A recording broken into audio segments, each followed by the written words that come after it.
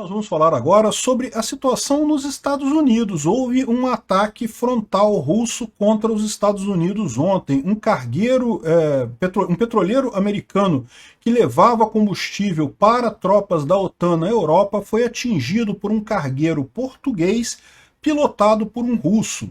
Não é o primeiro acidente desse tipo envolvendo cargueiros e navios comandados por russos no mundo. Na verdade, a gente tem visto uma série de cabos de internet serem destruídos na região do Mar Báltico, em outras regiões da Europa, exatamente por capitães russos que meio que cometeram o erro de jogar a âncora e destruir o cabo de internet que está no fundo do mar.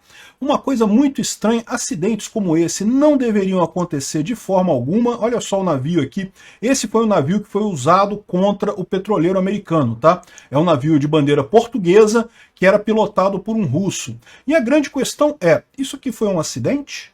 Então, uma coisa muito importante de levar em conta, sim, tem um mapinha aqui dos Estados Unidos também, evidentemente não tem nenhuma área tomada por aqui, mas o ataque foi contra um cargueiro americano, né? O que aconteceu aqui foi justamente o cargueiro Solong, de bandeira portuguesa, se chocou diretamente contra o navio Stella Immaculate, um tanque, né, um petroleiro que estava levando combustível de jato para os militares americanos. Isso causou uma morte, tá? Já teve uma morte americana nessa guerra e um bocado de dano. O skipper, né, que é o capitão desse navio, foi preso pelas autoridades britânicas. Ele é russo. Ele e boa parte da equipe é russo. Isso é o que a gente tem visto acontecer também nesses vários casos de cabos de internet submarino que foram depredados ali no Mar Báltico. A gente viu várias situações em que navios que eram de várias bandeiras, chinesa, de várias bandeiras, mas que tipicamente a tripulação é russa. E daí a tripulação faz esse tipo de coisa, né? É um erro que não deveria acontecer. Isso aqui, ó, parece um mistério, porque todos os navios hoje em dia têm sistemas altamente sofisticados para traçar os cursos, né? E para ver qualquer obstáculo que tenha na frente e evitar esses obstáculos, né? Não tem por que esse cara, a menos que ele quisesse bater diretamente no navio, não tem por que bater o navio. Repara que todas as imagens que a gente tem são do navio português, tá? Do Solong, que é o navio com a equipe russa. E a suspeita inicial é que esse russo fez um ato de sabotagem contra interesses americanos. Ou seja, o que eles estão colocando aqui, que isso foi uma provocação russa contra os Estados Unidos. O que pode estar decorrendo disso, né? Eu vou dar algumas hipóteses disso aqui mais para frente, mas vamos entender o seguinte. Aqui, ó, o Stella Immaculate estava aqui, ele estava fundeado, ele estava com âncora. E o outro navio russo veio e atingiu no meio dele. Cara, não tem como esse erro acontecer, ou isso aconteceu como um erro. Isso foi proposital. O cara russo queria fazer isso, né? O capitão foi preso, ele está em poder das autoridades britânicas e é um cidadão russo no final das contas. O resto da equipe consiste de cidadãos russos e filipinos. E como aqui, ó, o navio-tanque, né, o petroleiro Stella Immaculate, estava ancorado, aguardando por um porto, né, a entrada no porto lá da Inglaterra, quando foi atingido pelo Solong, que causou fogos, grandes explosões e fumaça, e inclusive houve um morto, né? Os russos também acidentalmente cortaram vários cabos submarinos. A gente falou sobre isso, eu tenho falado sobre isso em vários vídeos lá da Ucrânia, sobre a situação da guerra da Ucrânia. Se tornou mais ou menos comum, né? E qual que é o ponto nessa história toda? O ponto nessa história toda é a estratégia russa de enfraquecer o artigo 5º da OTAN. A OTAN é o artigo 5º, né? O artigo 5º da OTAN é aquele que diz que se um país da OTAN for agredido por uma força estrangeira, os outros países todos se comprometem a entrar em guerra contra essa força estrangeira.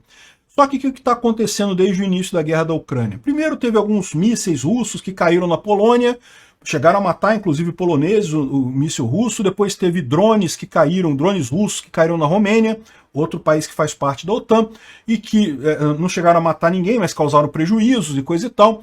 E em todos esses casos, o pessoal falou assim, não, foi um acidente, não foi, a Rússia não agrediu a Polônia, não agrediu a Romênia, foi um acidente, por um acaso, a Rússia queria atingir a Ucrânia, mas errou e caiu lá. Disso derivou essa estratégia russa de ir enfraquecendo o artigo 5º da OTAN. Ou seja, você começa a fazer pequenas ações de sabotagem, pequenas ações que qualquer coisa, não tem nada a ver com isso não, isso é besteira. O que acontece? Daqui a pouco você tem uma situação em que um país começa a se sentir agredido de fato, mas os outros olham e falam assim, não, peraí, isso foi acidente, não vamos chamar o artigo 5º não, pô, besteira. No momento que isso acontecer, acabou o artigo 5º, acabou a OTAN. A Rússia está num processo de destruir a OTAN. Esse é o caso aqui. Então, isso pode ter sido mais um passo que eles deram para a destruição da OTAN. Mais um ataque que os russos vão dizer que foi um acidente? Não, a gente não tem nada a ver, o piloto russo que fez besteira. Mas olha só a coincidência que é isso, né? Vários cabos submarinos, a gente já reportou várias vezes que cabos submarinos ali na região da Lituânia, da Finlândia, do Mar Báltico, naquela região, já foram cortados por vários navios, sempre com equipe russa. E não é uma coisa estranha isso? Não, porque isso não acontecia antes, né? Assim, haver acidentes de navios cortarem cabos submarinos até acontece, mas é raro isso acontecer.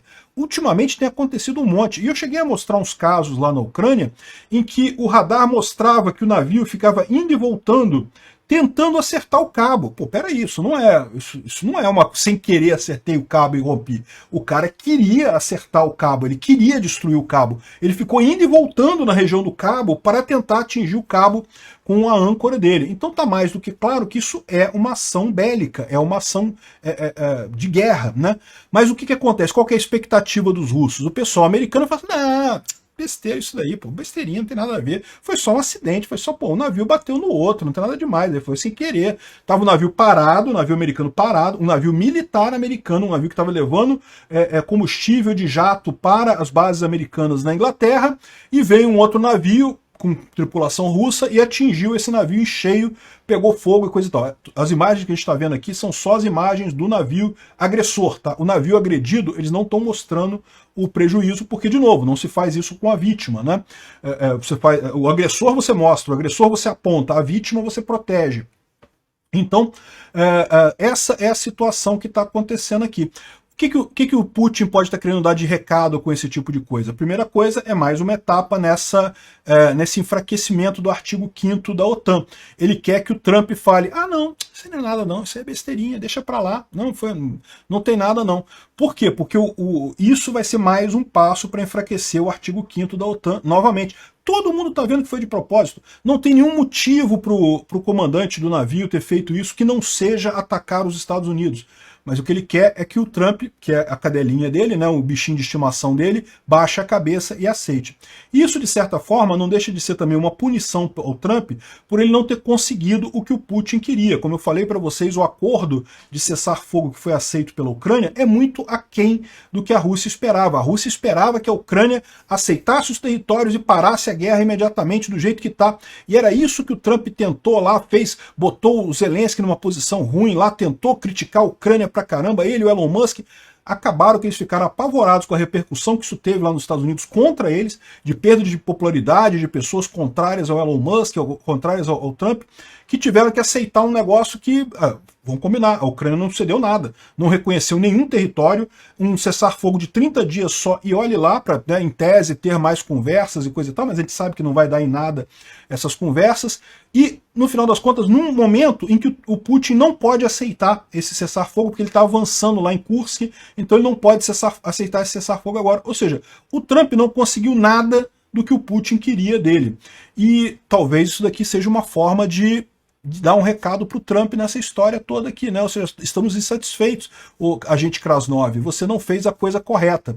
O que ele pode esperar agora é que o Trump baixe a cabeça e realmente fale, não, foi só um acidente, coisa e tal, né? Mais uma vez enfraquecendo o artigo 5º da OTAN.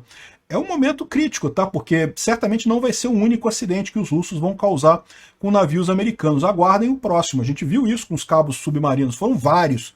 Eu parei de falar sobre isso, porque era tanto cabo submarino sendo cortado ali na região do Mar Báltico, que nem adiantava falar mais sobre isso, não é nem novidade mais, né? Então é isso daí, se preparem, meu amigo, é o que eu falo para vocês. A maldição do Chamberlain é essa mesmo. Entre a guerra e a desonra, você escolheu a desonra e vai ter a guerra no final das contas. Se prepara, pessoal do Trump.